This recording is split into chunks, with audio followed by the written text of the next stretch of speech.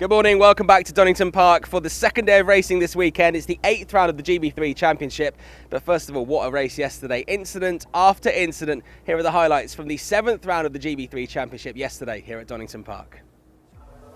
Highlights then for round 7 of the GB3 Championship, our first race at Donington Park. A good start from Yoel Gramforce. Matthew Rees, though, would be attacking into Redgate. He'd try and get around the outside, but the Swede would hang on at the front. It was a good start from Alex Connor, who'd get alongside Max Esterson at the first quarter before running wide. And they'd all have to go through the dust that was picked up on the exit of Redgate. Matthew Rees on the attack for the race lead, nearly losing it on the curb coming down the craners. Yoel Gramforce was able to hang on for the race lead, but Matthew Rees was charging, was attacking, and on the run up towards McLean's, he would attack once more as he'd look to go around the outside. High commitment on the brakes. Yoel Gramforce with the inside line, but as they would exit the corner, Gramforce would wash out wide and make contact with Matthew Rees.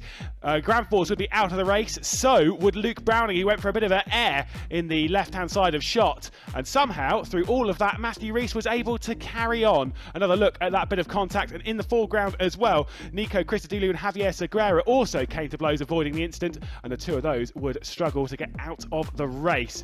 Up towards the top, though, Matthew Rees was beginning his recovery drive straight down the inside of the Fortec driver of Zach Taylor as he would march his way up the order. Javier Segura and Nico Christodoulou out of the race, and then the number 50 of Yoel Gramforce would just look on. John Bennett would have a bit of a spin coming through the Fogarty S's, and a couple of drivers would go off in avoidance. Callum Voisin leading comfortably, but was starting to be closed down a little bit by his teammate Roberto Faria and Max Esterson as well. Nick Gilks would retire from the race, unfortunately, and the battle for the top 10 was enthralling. Brandon Oxley just managing to keep Marcus Flack at bay, with Bryce Aaron as well charging behind, but they weren't able to do anything about Brandon Oxley, nor were they able to do anything about this man. Callum Voisin comes across the line to take his first victory in the GB3 Championship, and it was also a 1-2 for Carlin, with Roberto Faria behind, Max Esterson in third.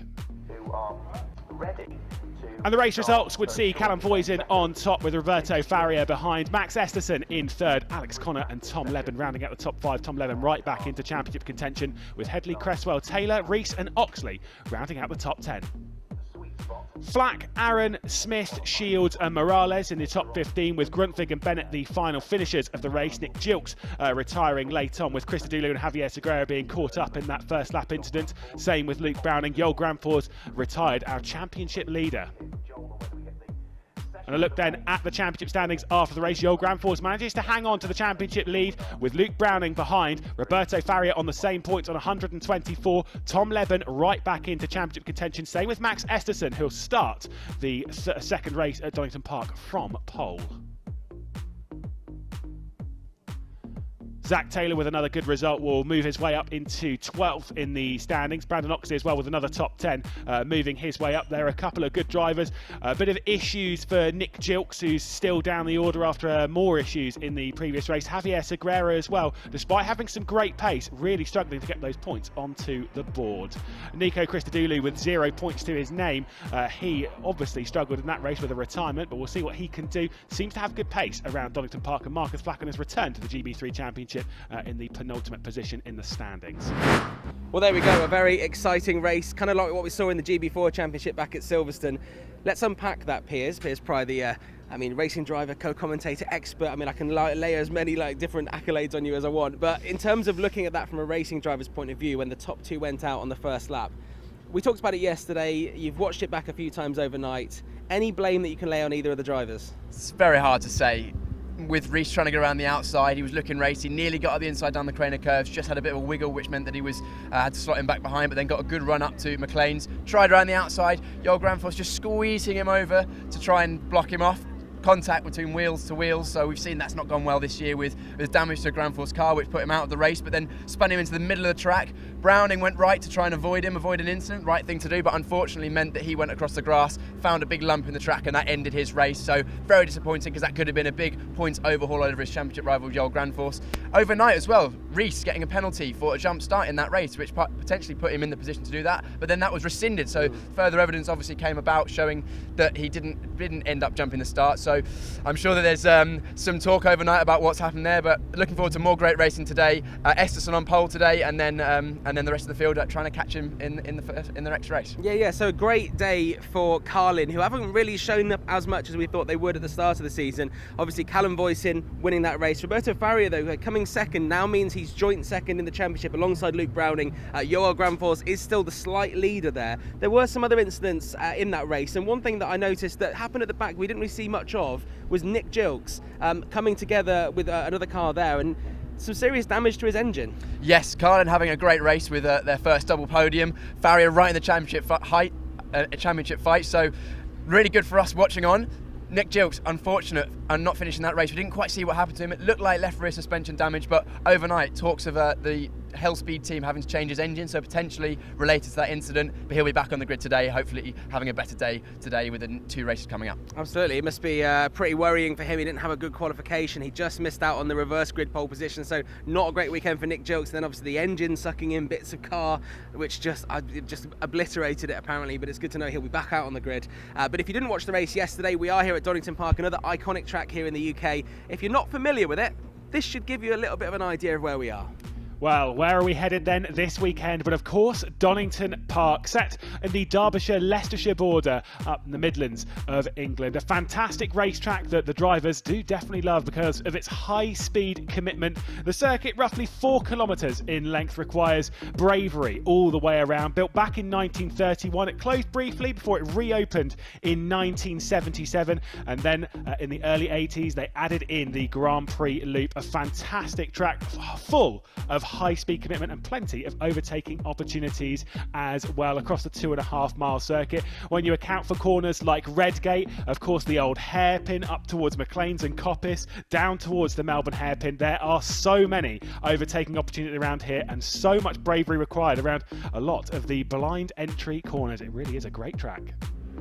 Well, that's Donington Park. Still unsure whether it's in Leicestershire, Derbyshire. I did ask some locals in Nottingham last night and they didn't want anything to do with it. If it's got anything to do with Derby, Nottingham doesn't care.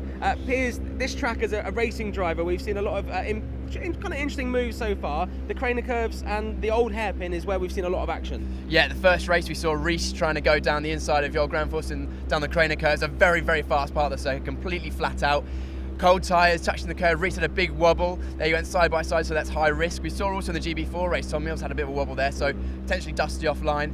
Then after the Craner curves, you've got the old hairpin, a full commitment corner where you have to just drop it down a gear and then drive through the corner, then up the hill past Starkeys and Schwantz into McLean's. And we saw that incident in race 1 yesterday. So, yep, a lot of challenges for the drivers. We mentioned a lot the blind corners, McLean's and Coppice both being blind, and then that slow final last sector where a lot of the moves are getting done. Now, we mentioned just before, Piers mentioned that Max Esterson is on pole position for this race. Now, Max Esterson is someone who's kind of crept up the leaderboard. I think he's in the top 5 now. We spoke to him yesterday just after he qualified on pole position. If you're unsure about how the qualification works, your fastest lap is the grid order for the first race of the weekend, but your second fastest lap determines where you start the first race on Sunday, and Max Esterson's second lap was faster than everyone else, and he starts on pole.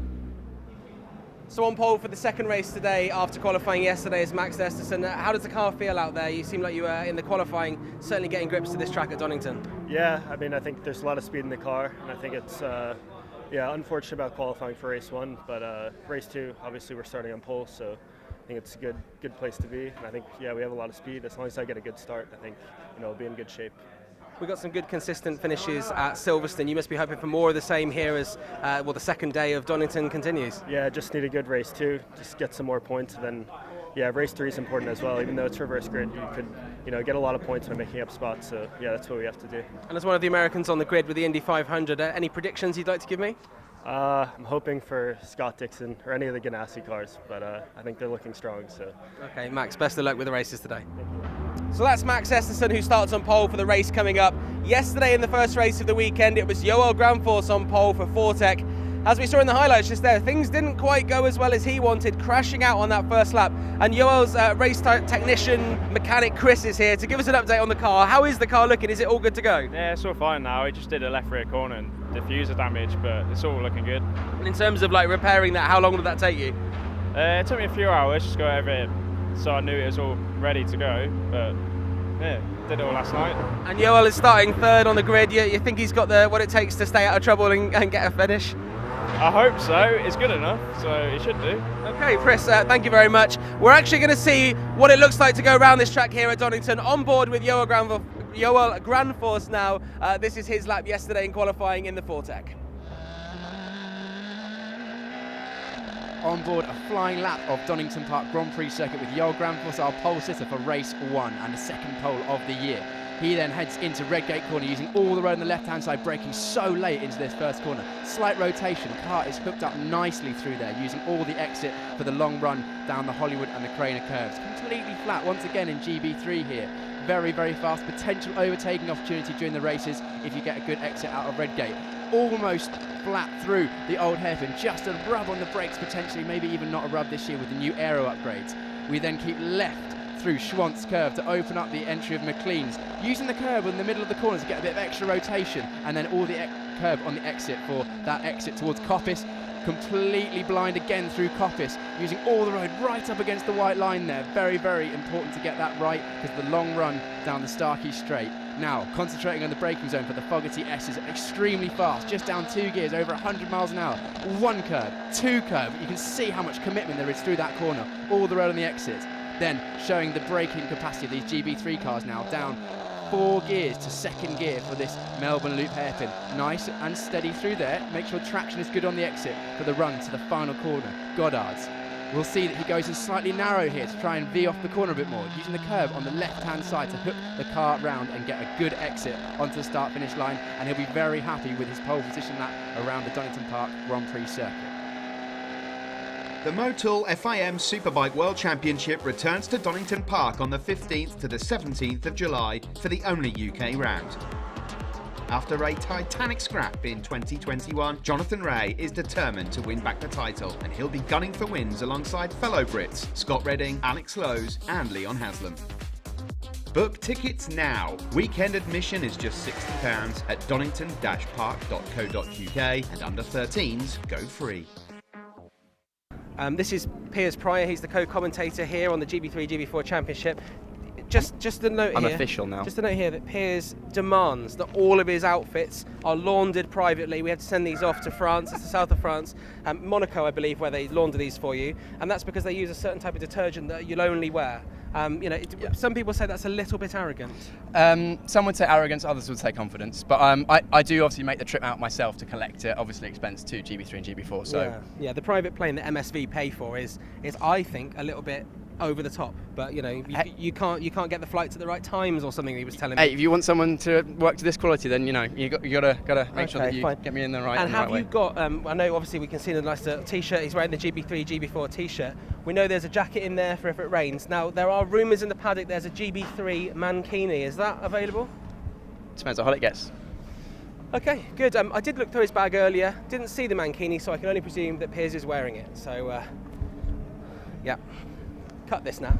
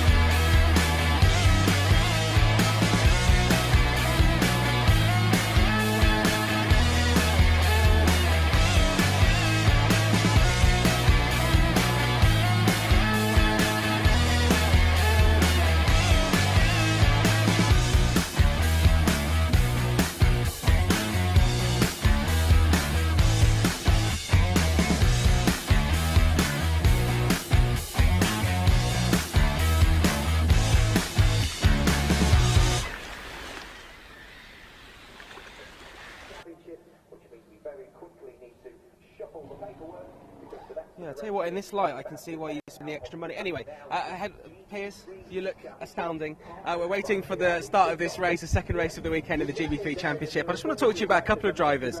Matthew Rees has impressed for me. He came into this championship with, a championship in F4 behind him, and he's not yet really been up there. He got one podium at Donington Park, but he's starting to look like the driver we were expecting him to look like. Yeah, Matthew Rees, of course, as you mentioned, Formula 4 champion last year, BRDC superstar as well nowadays, so being recognised by the BRDC for his good work he did in F4, showing great pace at Donington Park, not quite hooking qualifying up at Silverstone, which hampered his weekend. We know qualifying is so important in these GB3 and GB4 championships because it sets up your whole weekend, both race 1 and race 2. But very, very quick in qualifying at Donington Park Grand Prix circuit, second place on the grid, then was fighting for the lead in the first lap as we saw, but ultimately, unfortunately, coming to contact with Joel Granfus, which hampered both their races. Granfus DNF, but Rees managed to recover and finish in 8th place, so a strong recovery. He's in the top 4 in qualifying this time, so he was on the second row this time out, so he'll be looking for another strong race, hopefully a bit cleaner this time out, and great pace again. Excellent stuff. Well, I did want to talk to you about Alex Connor, who came fourth for Arden, but it looks like the cars are going out to the grid. We'll talk about Alex Connor a little bit later on. We did hear from him yesterday. But here we go, the second race of the weekend in the GB3 Championship. I'll hand over to your lead commentator, Lewis McGlade, who will be soon joined by your co-commentator, Piers Pryor. Yeah, Piers has to do some Olympic-level gymnastics to get back over to the commentary booth, but either way, the race is about to get underway, and you can see Max Esterson, the pace, the form that he is finding in the GB3 Championship knows no bounds at the moment, starting the second race of the weekend from pole position. Of course, the grid order in this one is sorted out from the second fastest laps in qualifying. Obviously, we had the fastest laps yesterday in the first race of the weekend in round number 7 of the Championship, and round number 8 decided by those fastest laps. Callum Voisin, race winner yesterday, will start from the front row of the grid. How was it being touched up by John Jackson there? No comment. Oh, good man. And this one, yesterday we had that drama, lap 1, and look who's starting on that second row of the grid. Of course, it's Granfors and Rees who made that contact. It's going to be a bit of drama. I imagine they'll probably be better behaved today. I'm sure they've both learnt from their small errors. We decided that it's probably 50-50 in blame. Rees probably could have backed out. Granfors probably could have given more space. I'm sure they will both be taking that forward. Again, of course, GB3 and GB4 learning championships. Well, Max Esterson will start from pole position with Callum Voisin, your most recent winner, starting alongside. A little bit of dust being kicked up courtesy of one of the support races, dropping a little bit of oil down, which was then cleaned up a little bit. Joel Granfors and then Matthew Rees. Granfors being championship leader still, despite that retirement yesterday. Matthew Rees finishing in 8th position after that incident, going up into McLean's. Behind that is Alex Connor, his second consecutive top 5 start, and he'll be alongside Luke Browning, who retired. That car is back out in action despite having damage on all 4 corners. James Headley and Tom Leben will start an all Elite Motorsports 4th row of the grid, and they'll try and work their way up with Roberto Faria, who finished on the podium yesterday. Nico Christodoulou, who's brand new to the GB3 Championship, retired yesterday, and hopefully will have a better race this time. Javier Segura, who Nico Christodoulou crashed with yesterday. Marcus Flack alongside in 12th. Mackenzie Cresswell and John Bennett, who was struggling with a throttle sensor issue, will roll off from 4th, feeling a bit more confident in this race, with Tommy Smith. The Tommy Express will roll from 15th, with Kean Shields in 16th for High Tech Grand Prix. Behind that is Zach Taylor, who did a great job yesterday to work his way up the order. Has a lot of progress to do from 17th, though, alongside his teammate Mikko Grimvig in 18th place. Behind that, David Morales and Bryce Aaron on the penultimate row of the grid. All-American on row number 10, and then the final row of this grid will see Nick Gilks lining up alongside Brandon Oxley at the moment. But yeah, throttle sensor issue for John Bennett. We had a couple of issues yesterday with some of those incidents. There's a lot of teams and drivers that are wanting to respond immediately in this race. Of course. Anytime there's an issue, you want to bounce back quickly and minimise the damage it's caused to your championship. We've got Max Esterson on pole position. My tip for the race win. I think if he gets a good start, he's shown some great pace. He was right up there in the first flying lap, and then managed to get 2 almost identical laps in qualifying, which put him pole for this race 2 of the weekend. Well, the consistency is looking very, very good from Max Esterson right now. Had top 10s in all 3 of the races at Silverstone. Struggled a little bit in the first 2 races of the championship, but he's really hitting home. But so is Callum Voisin. That victory yesterday is a big confidence booster. Absolutely. Carlin looking much stronger this weekend than they have previously so far. Whether that's the drivers, whether that's the team, or they found something, who knows? But they're doing much better. Voisin, spoke to him earlier on. He's very confident. That gingerbreads that they've been having is spurring them on. one thing I'd like to say before the race starts, it's great to see such a close fight at the front with all three drivers now all very, very close. Luke Browning's got a lot of work to do from 6th place though, and obviously had a great start yesterday before getting involved in that incident, just trying to avoid it and then going to the sky a little bit. There was damage on all 4 corners, but he managed to get back out there.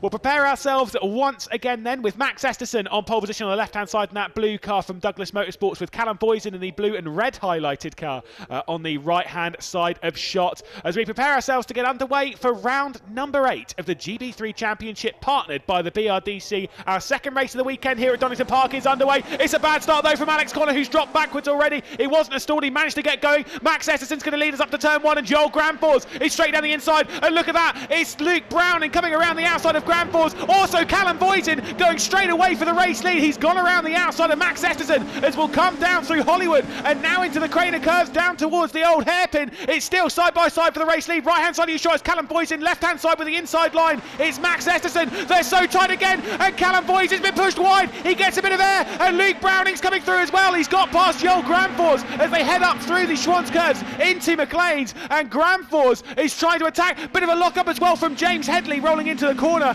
Pretty crazy start, but no big incident so far. Another frenetic start in the GB3 race, but less contact this time. A great start from Boysen going around the outside. I saw him chop across the nose of Browning, nearly took his front wing out, but then held it around the outside, side by side down the Craner curves between those two drivers. Unfortunately, just held it around the outside just a bit too long, which has hindered him. You can see now Boysen having to defend from his shields now. Matthew Rees, Matthew Rees. He's not had a great start either, so the two of these will battle it out. Matthew Rees with a beautiful cut back, and then look for Tom Leben as well in that Elite Motorsports car, the one with the pink and purple nose. Alex Connor there as well, trying to attack on his recovery. Obviously dropped back now, battling with Mackenzie Cresswell for the Chris Dickman racing car in that red, yellow and black, but it is our race leader in the blue, Douglas Motorsports, Max Esterson at the moment. He's leading at this present moment from Browning, who had a great start. I said he had all the work to do, but getting from 6th all the way up into 2nd, great stuff. That is exactly what he did yesterday until he got to McLean's and then got involved in that incident. Absolutely, another great start from Browning. He showed that he had a good launch off the line, showed outside early, unlike Boysen, who cut out late, and then Boysen tried to go on the outside. Browning tried to follow him and managed to make use of the fact that everyone else was held up a little bit. The outside can often be a good place to go at the start here. It's a very open corner and everyone sort of queues up on the inside trying to block the inside, but then that hurts their speed. We can see Cresswell side by side now. Yeah, that is Mackenzie Cresswell going side by side with the brand new car. That one is not an Elite Motorsports car. I know it looks like it is actually an Arden. That is Nico Christodoulou, the Canadian. Obviously not actually related to Adam Christodoulou, but either way, just an odd name pairing. It's just a coincidence. But Christodoulou straight around the outside of Mackenzie Cresswell. And now they've got to Warriors in the background. It was a bit of a look from Marcus Flack as well. There is Alex Connor on the back end of the top 10. And I think Christodoulou might have dropped. Oh no, he did actually manage to get past Mackenzie Cresswell there. That's a great move around the outside. Showing no lack of confidence in his first round of the GB3 Championship. That Arden car working well this weekend, with Connor having a strong qualifying and Christodoulou not being far off. Browning now putting the pressure on Max Esterson. Our championship fight in up there. Browning will be trying to get another win that he's shown so many this year. And this is John Bennett trying to attack Marcus Flack, who's in 14th. Hasn't made any progress off of the start, but either way, John Bennett did say he had a throttle sensor issue that was costing him an awful lot of time around here. He said it cost him nearly 10% of the throttle trace, which is quite a large amount, isn't it? Yeah, so hopefully he'll be more on the pace of his teammates in this race than he was in the last couple of sessions. We've seen all three of the Elite Motorsport guys being very, very close in most of the sessions this season, so that might have accounted for that. You can see the dust on the side of Boysen's car from that outside incident. He dropped a wheel on the exit of the old hairpin, trying to get around the outside of Esterson at the start. Did see Roberto Faria locking up for the second consecutive time into Redgate, the first corner of the track, so he's clearly having a few struggles. There is the poor start on the replay then of Alex Connor off of the grid. He just did not get going. The second phase of he managed to actually get going, but it just, it lost an awful lot of time there, didn't he? Yeah, I'm not sure what's happened there, because he didn't stall, but he had a very, very slow getaway, so whether he just didn't pull the clutch up enough or whether he nearly stalled, I'm not sure. You can see Boysen, it nearly chopped the nose of Browning's car there. Browning around the outside, 2 by 2 as they were at the first lap, but the outside proving to be the line at the front of the field there. I mean, super effort. But talk us through this bit. So obviously Esterson and Boysen going side by side for the old hairpin. Yeah, exactly. It's side by side. There was Headley going side by side with, I can't remember who it was now, but there was another car there. Whoa! Javier Segura nearly getting his rear wheel chopped by the Fortec car. Is that Zach Taylor? No, that's Connor, sorry, oh, my mistake. that car on the left-hand side of the shot, don't panic too much. That is the Arden, of course, the number 77 of David Morales. A lap down at the moment, just trying to get out of the way, so not actually for position, just trying to get out, obviously, with the early issues in this race. Max Esterson sets the fastest lap of the race, then he's leading from Luke Browning from Joel Granfors as well. Once again, a bit of a lock-up. Was that Farrier again? No, that was Segura that time, so maybe they need to just think about resetting their brake bias. Looks like Morales, after a poor start and having to go to the pits, is just trying to tag on the back of the group and see how his pace compares. Yeah, obviously a couple of issues going. Redgate is one of those corners where you would expect to sort of lock a front. Obviously, as you turn in, you do get that inside unloaded, right? Yeah, of course. It's quite a long corner, quite an open apex, but you brake quite hard, very, very fast after the long run. 540 metres from Goddard's to Redgate, the first corner, so you get some pretty high speeds up there.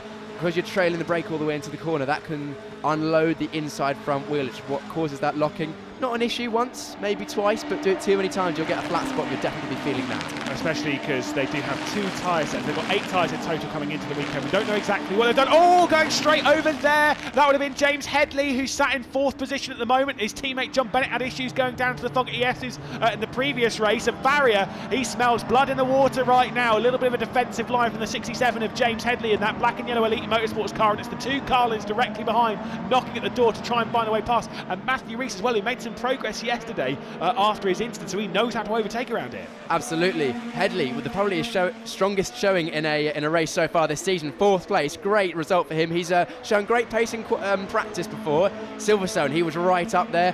Maybe didn't quite come to fruition in qualifying, but now he's showing that pace. A great move at the start. He had a good start going around the outside. I believe it was Rees at the start, if I can remember correctly, going into the old hairpin. But Browning now setting the fast lap of the race. Yeah, just trying to keep up with Max Esterson at the moment at the front of the field. Obviously, the 2 of them, Esterson, Browning, separated by 7/10, 6/10 further back is Granfors, and they're about 2 and a bit seconds clear of this battle for 4th place. If Headley is to hang on to this, by the way, it would be his best result of the season at the moment. James Headley currently sits 10th in the standings with a top 5 finish at the opening race at Silverstone when the Elite Motorsports squad were looking so strong.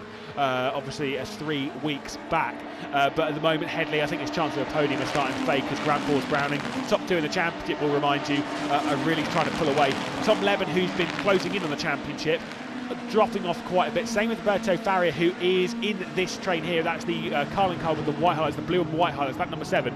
Currently joint 3rd, joint 2nd in the championship with Luke Browning, of course. Luke Browning will be getting some of those points back, finishing 2nd in this race. Granford's right behind him though, so that gap at the front ever closing. Farrier, if it stays as it is, will just slightly drop off, but the points are still very, very close at the front. Browning mentioned it when we caught up with him after the first race yesterday, that it's not great for him and Granford's the fact they had those incidents, but it's probably great for us viewers at home, and we're certainly enjoying this championship fight. And we hope that it goes down to the wire, because it looks like it could be a fight that goes to and fro, depending on the rounds, depending on the circuits and how the drivers get on in their qualifying sessions and races. Well, I mean, I know this is way too early to think about championship. We're not halfway through GB3 just yet. We're halfway through GB4 at the end of the day, but GB3 certainly not so. This will be 1/3 of the championship completed at the climax of this race. But still, if things do finish as they stand, then Luke Browning will actually take the lead of the championship by 2 points. I think at the moment, really between Browning and Granfors, what we've seen over the opening 7 races of the season, it really is a fight between those 2. But if they clash a few too many times, that opens the door for the likes of Max Esterson, who's really finding the speed right. Yeah, arguably Browning fastest driver at Alton Park, Granford's arguably fastest driver at Silverstone. This weekend, it's been hard to choose, because we've seen the grid was slightly jumbled up between race 1 and race 2, so the second fastest lap coming into play there. The unique format that we have in this GB3 and GB4 championship that works so well. You have first race, qualifying is your fastest lap. Second race, this race here, is your second fastest lap in qualifying, which means that you have to prove that you're quick over not just once, but you can replicate that lap twice. And then the reverse grid for race 3, which rewards not only your finishing position, but how many positions you gain throughout the race, with 1 point extra for every position gained from your starting position. Well, halfway through the race, Esterson sets the fastest lap of the race as he starts to pull away a little bit from Luke Browning right now. The order of the top 10, Esterson, Browning, Granfors, Headley, Farrier, your top 5, then Voisin, Rees, Leben, Connor and Segura rounding out the top 10. Christodoulou looking for his first voice of championship. It's his first round in the championship, currently sat in 11th spot, nearly challenging for a top 10, as Brandon Oxley does have to worry again on the defence. He had to do that all day yesterday.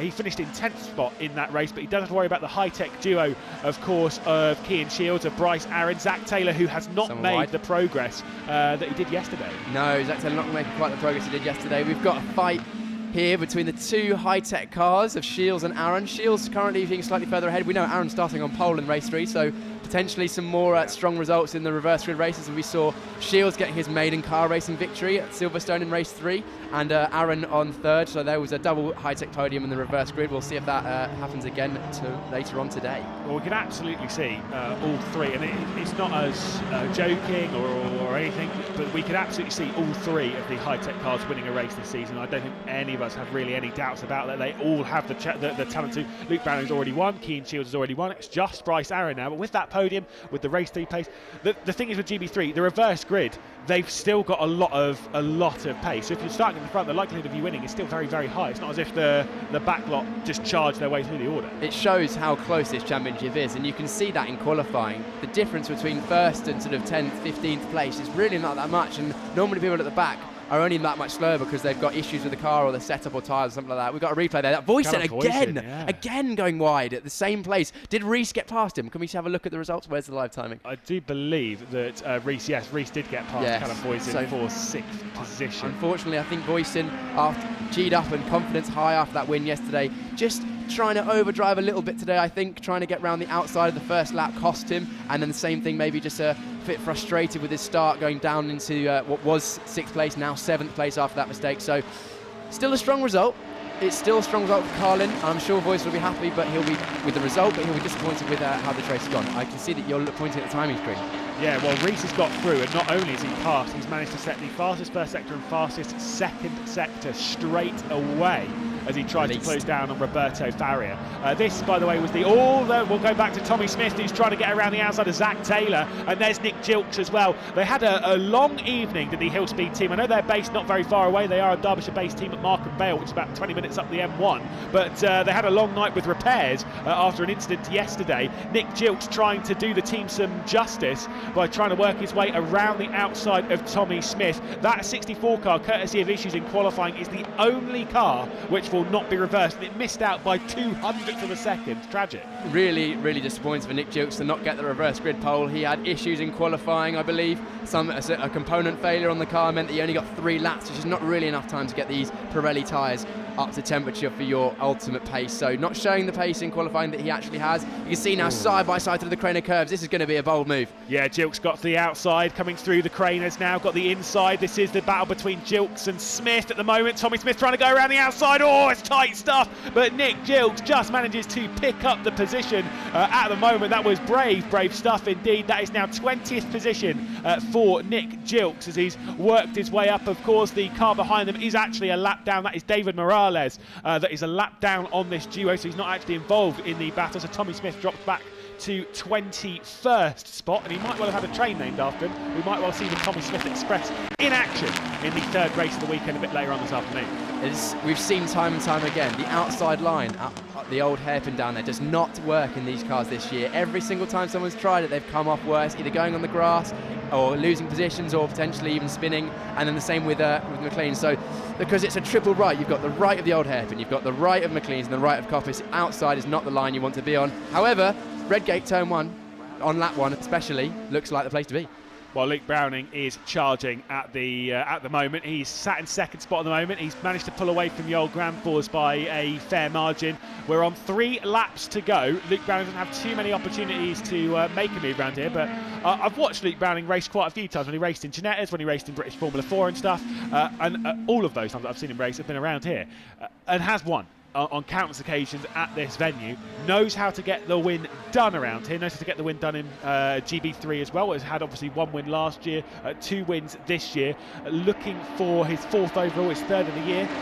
I'm just not sure if he's got the opportunity or really the speed to pass Etterson. That was a moment. Completely committed through there, slight bit of opposite lock through the chicane. It's a very, very fun corner that when you get that right, but that would have been a bit of a would have got his attention somewhat, because you don't want to be going over that curve that we saw Headley do, because that can damage the floor of the car, which can then obviously cause issues later on in the race if you haven't got the aero. But unfortunately Browning won't be able to get the win, I don't think, in this race. However, he'll be very happy with a second place from 6th on the grid after a lacklustre qualifying in his own high opinion.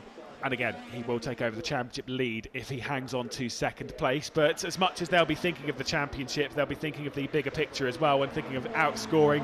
If a win is there, I said yesterday about maybe not fighting too hard to go and grab a second, because if you're third, it's still a podium, it's still good points.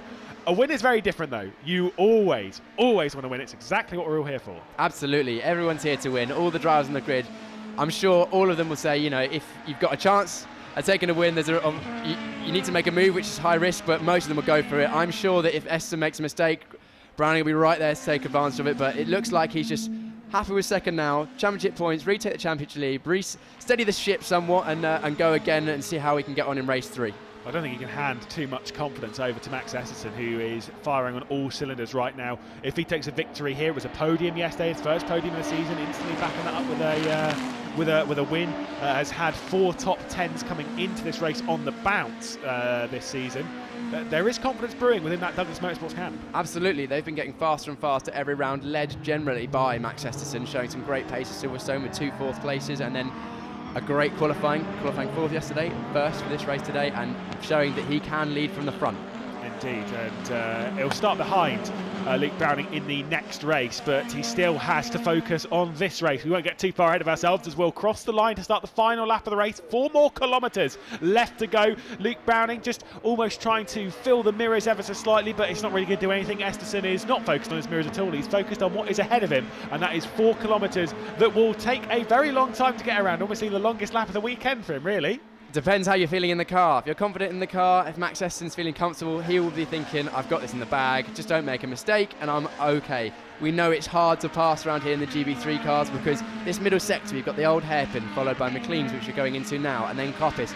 All very high, medium speed corners where you need the front grip to keep the car on the edge of the grip and get the lap time. So unfortunately, Luke Browning not being able to stay that close and effective pass. We can see the gap opening out slightly. I think Browning's settled himself for second. As we mentioned, he'll be very happy with taking the championship lead in this position. Yeah, but yet another podium for Luke Browning. The issues that he's been having, though, or at least from what we've seen so far, is that he struggles a little bit to work his way up the order in the third race. It's why he lost so many points at Silverstone, because whilst Joel Granfors made up an awful lot of positions, I think it was close to 12 positions in that race, Luke Browning wasn't able to make up any. That's the Melbourne hairpin ticked off. Goddard's is next, and Max Esterson, who made history for himself by becoming, or for the first time for him, making a podium finish in the GB3 Championship just 8 rounds or 7 rounds into his career. On the 8th round, though, he backs that up with a race victory for Douglas Motorsports. It's Max Esterson on top, it's Luke Browning behind, and Joel Granfors will come across in 3rd position. Headley just ahead of the Carlin duo. Oh, sorry, that's not Carlin duo, it's Farrier, then Reese, then the Carlin of Voisin, Leben, Connor and Segura across the line inside the top 10. Chris Dulu just missing out of that top 10 finish. You can see how happy the Douglas team were there, pumping their fists over this pit wall. Of course they will be. Their first win of the season. Their first win in a while, I believe, actually, in the GB3 Championship. So really well done to them. Esterson leading the team and showing he's got some great pace. Really was well in control this race, and like I say, just didn't make a mistake. We said it before, if he had that clean launch down towards turn 1, if he was leading around the first corner, he is a very hard drive to beat, and with the confidence that he's carrying, this will give him that extra boost. Moving on to the next race, though, where they'll have to start from further down the order, that is a very different ball game. Yeah, very different ball game indeed. It's all about how many positions can you make. Worth noting, though, Esterson, he had a great race from race 3 at Silverstone. We know he can race. He made up a few positions. If he can do that again, then he'll have a strong result throughout the weekend, which will be a great to kick off his season. Hopefully he'll kick on from here and potentially be a championship rival by the end of the season. I think he's definitely got the pace. To say, with the top 10 finishes that he's had so far, he really is carrying it. Here are the results. So not only was it a race victory, it was also a fastest lap from Max Esterson, starting from pole position and leading all of the laps as well. Luke Browning in second and Joel Granfors in third. We'll catch up with those on the podium a bit later on. James Headley, Roberto Farrier in fourth 4th and 5th, with Rees, who worked his way up the order after dropping back on the start of the race, back up into 6th position. Callum Boyson from the front row of the grid drops down to 7th, with Tom Leben in 8th place. Alex Connor, another driver who dropped back after that slow start, and then Javier Segura, who will be in 10th position. Chris Dulu missing out on his first top 10 finish of the season, but he did manage to finish this race, or at least there's that. Mackenzie Cresswell and John Bennett with these throttle issues managing to alleviate that pain, but still only to 13th for the number 27. Then Marcus Black and Kean Shields. Zach Taylor, Mikael Grundvig, who will be starting from the front row in the next race, with Nick Gilks, and then Bryce Aaron, Brandon Oxley in 20th. Tommy Smith and David Morales 1 lap down after some early race issues. Is one of those things, but we'll talk our way through the race. As you can see there, once again, it was a bad start from Alex Connor, though, but it was Max Esterson leading from the front of the grid. Had a bit of attack, though, from Callum Voisin early on in the race. They'd go side by side, not only through Redgate, not only through Hollywood, but also through the Craners, and then down into the old hairpin as well. It was incredibly tight between the two of them, but a fantastic little battle, and Max Esterson would just come out on top. A little bit of a squeeze wide and up into the air. He'd do that a couple of times through this race with Callum Boyson. They'd have to worry about Matthew Rees, who was working his way up after a poor start, and Callum Boyson able to hang on in his Carlin at that point. Mackenzie Cresswell and Nico Christodoulou would go side by side, as Christodoulou was trying to get himself up inside the top 10 in his first race. A bit of an issue for Headley, who turned in a little bit too early going into the Fogarty S's. He'd skip over the chicane, and then Alex Connor was on the attack of Segura. He'd managed to find his way past eventually, but not on that occasion. This is Callum Boyson going wide for the second time at the old hairpin, and this would allow Matthew Rees to finally find his way past before Tommy Smith was finding his way past Zach Taylor, and nearly got through on that occasion, but have to worry about Nick Gilks as well behind. Zach Taylor trying to attack the high-tech duo of Bryce Aaron and Kean Shields. Bit of a moment for the other high-tech car of Luke Browning that was trying to attack this man for the race victory. It was Max Esterson on top in the second race of the weekend, on the 8th race of the season, the first victory for Douglas Motorsport in 2022. Max Esterson on top, just ahead of Browning and Granfors. A great little race, that one. Absolutely. Great race, showing, again, congratulating each other. A lot of respect in the paddock at the moment between all the drivers, which is great to see. Esterson with his first win in the UK.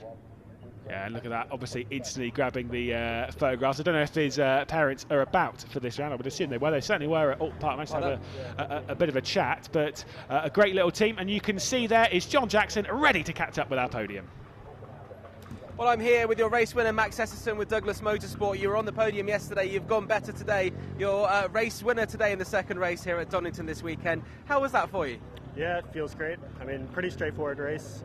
Got a decent launch off the line, and then, yeah, had a bit of a battle until old hairpin, but managed to hold on. And then from there, just looking forward, because I know it's very difficult to pass unless the leader makes a mistake. So, yeah, as long as you don't make a mistake, it's pretty easy.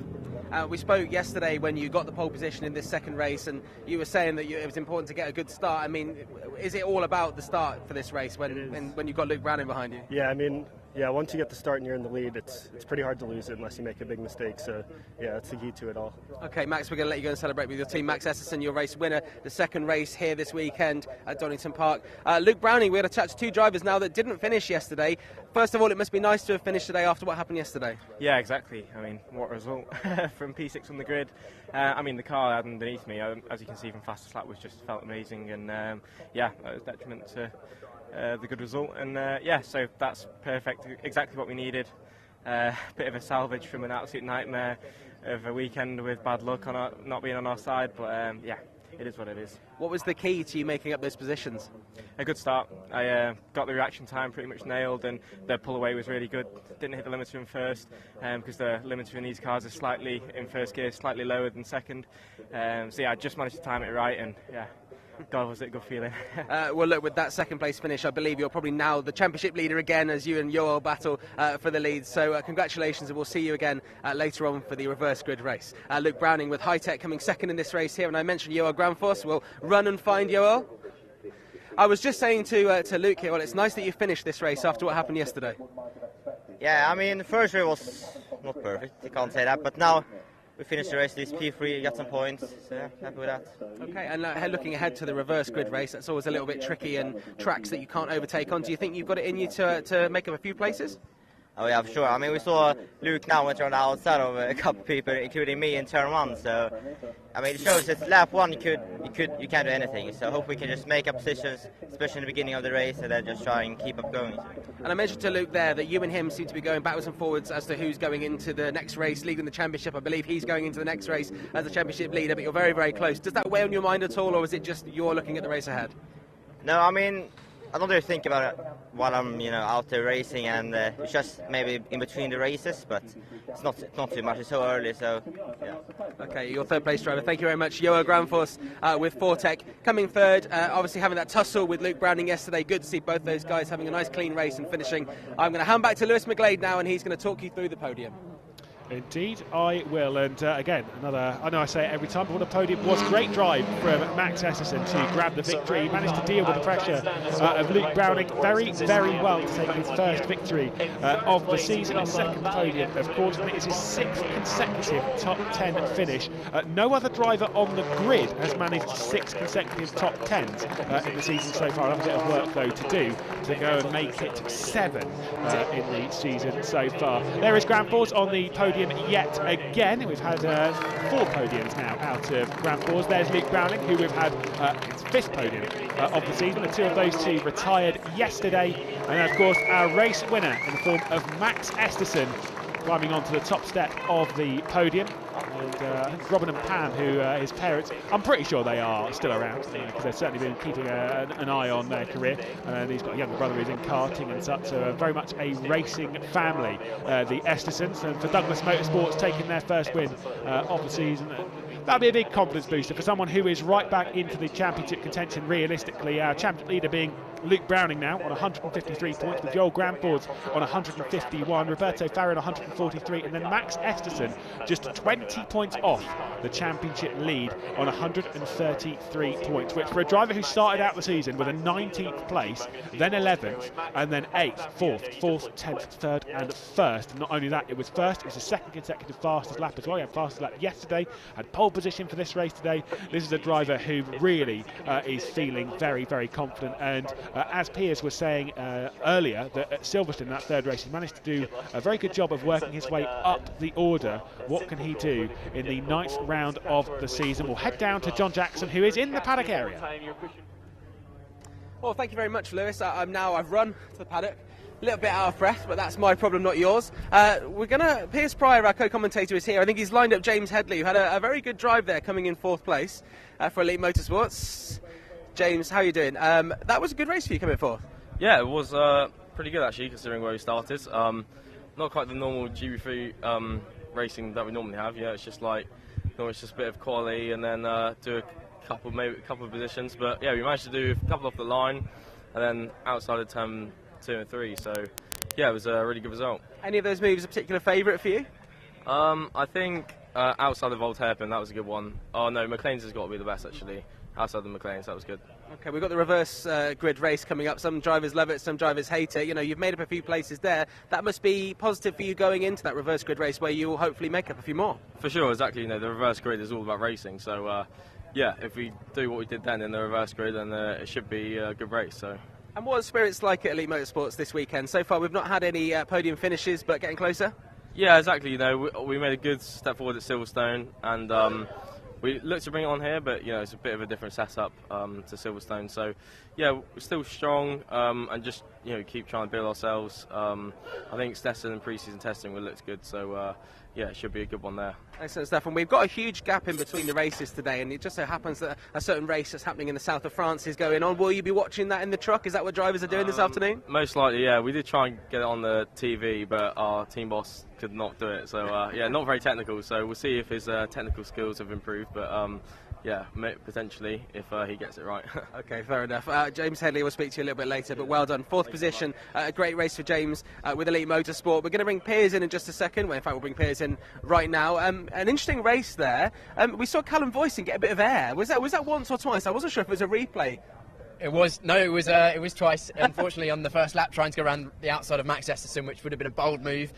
worth a try, but I think he held it around the outside just a bit too long. Probably should have dropped in and consolidated his win yesterday with a second place today, because that would have been a really strong result for the first 2 races. But tried a bit too hard, got forced out onto the dirt, and then there's a big lump of dirt there. He went wide, and then unfortunately made another mistake later on in the race, which resulted in the same thing. He lost the position to Reese later on. Yeah, absolutely. I'm just outside Arden Motorsports here. I was going to see if we can speak to Nico Christodoulou, obviously one of the new drivers that we introduced you to earlier on in the race here. Let's see if we can get Piers in there. I mean, Piers is going to go and have a look. It's kind of hard. I mean, we've talked about this before at previous racetracks. Sometimes the drivers they move off very quickly, and sometimes they sort of hang around. It's pretty tricky. Is he around? I think Nico's just come in a second. I think he's in the truck. He'll be in a moment. But he's been showing really good pace this weekend. First time racing in the UK. First time in the UK at all, apparently. Yeah. So he's doing really well, showing very confident driving. Pace not too bad. You know, he's been hovering around the top 10, and I think he's just heading over now. Okay, lovely stuff. Nico, not too bad for you. You're doing quite well, having just come into this car this week and getting to grips with the GB3 car. It's been good. We've been on the pace all weekend. Had a small mistake in qualifying that didn't really get us in the top spots, but yeah, it's going well so far. Had an incident in race 1, which we didn't end up finishing, but we were able to finish all laps today and put it in P11. Well, we're getting better and better and better. So, in terms of the reverse grid race, what are you thinking for that? I mean, are you hopeful that you can make up some places? Yeah, I'm hopeful we can get to the top, and I actually don't know where I'd start, to be honest, so we'll have to figure that out and make a plan. Excellent stuff. Well, Nico, we're very impressed so far, and we'll chat to you again, and hopefully one day, hopefully soon, maybe later, we'll see you on the podium. Thanks very much. Arden Motorsports, Nico Christodoulou there. Are there any other drivers that stood out to you? During that race, Browning, I think, has to 6th place up to 2nd place. Great start. He got a great launch, as he mentioned to you just now. Got a great launch, went outside early. Voisin tried to almost chopped his nose off at the start, managed to avoid that, but then got Reese around the outside. Was it Reese around the outside? I can't remember. Yeah, there was a lot of passing actually. Yeah. If we just stop here, I mean, we'd like to. I was just explaining before Nico came over there, where drivers are in different places, and it's quite, sometimes quite hard to find them. I'd love to go and find Callum Voisin, but I think it is a little bit too far away for us right now. We'll chat to him before the next race. But Nick Gilks, I mean, he started at the back. He was really quite disappointed with how his qualifying went. He's really disappointed that he's not on pole position for the reverse grid race later on. He didn't quite make the time, but he had a nice little battle with Tommy Smith there, and I feel like we should shout him out, because that was a really brave bit of driving from Nick. Yeah, tough weekend for Nick Gilks. We've mentioned a couple of times, but he struggled with an issue in qualifying, which meant that he just missed 103%, which would have allowed him to go on pole for race 3, which can often set up a weekend if you're maybe not one of the front-running drivers. It's your main opportunity for a podium finish. We've seen that with Keen Shields getting his maiden car racing victory last time out, and Bryce Allen with his podium. Bryce Allen starting on pole in the next race, so it'll be interesting to see if he can hold on to that. Yeah, it's going to be very interesting. I did see Bryce Allen just now, but when I came to find him to talk about that pole position, he's scuttled off into his trailer there, which is a real shame. In terms of the next race, the reverse grid race, I mean, is Donington? I'm a track behind. Is Donington a track where you can make up those places? It's not easy. It's not easy to overtake around here. We've got a lot of medium and high-speed corners. That middle sector, Old Hairpin, McLean's Coppice, very fast. Then the Fogarty chicane, again, not really an overtaking opportunity. So it's all about the car in front not making a mistake. So if you are defending, as long as you don't make a mistake, you're pretty safe. Max Eston alluded to that at the end of your interview you just mentioned there. But if you force the driver in front to make a mistake, or they make a mistake and you keep pressure on them, they have to defend, that puts them out of position for the next corner, and that's where the passes will happen. So maybe if you force them into a mistake through the Coppice, then make them defend into the Fogarty chicane, that means they'll compromise their exit to the Melbourne Loop hairpin.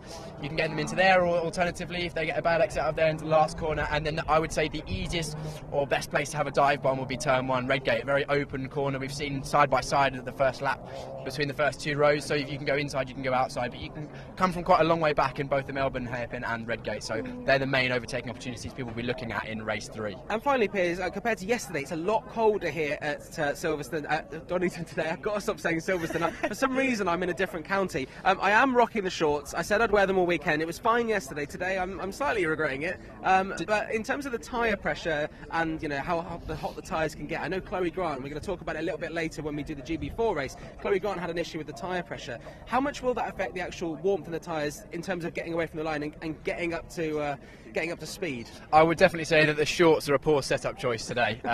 I've gone trousers, I'm still freezing. Yeah, tyre pressures is definitely a consideration. They will be looking at the track temperature, the air temperature, and the engineers will around be 24 degrees. I'm being told the track temperature is today. 24 track temperature, it's definitely not 24 degrees air temperature. I reckon it's probably about 12 or 13 degrees, and it's pretty breezy as well, which will make a difference to the cars as well. They're very wind sensitive, these cars, with the rear wing and the front wing.